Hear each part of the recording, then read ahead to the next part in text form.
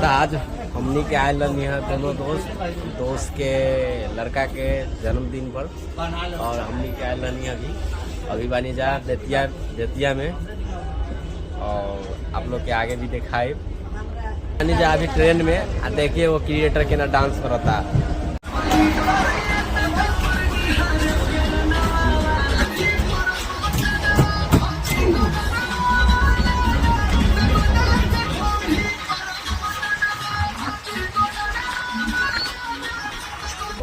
देखी भाई ये लोग रील बनावता। देखो एक पैंट के चेनवा खुलले बा।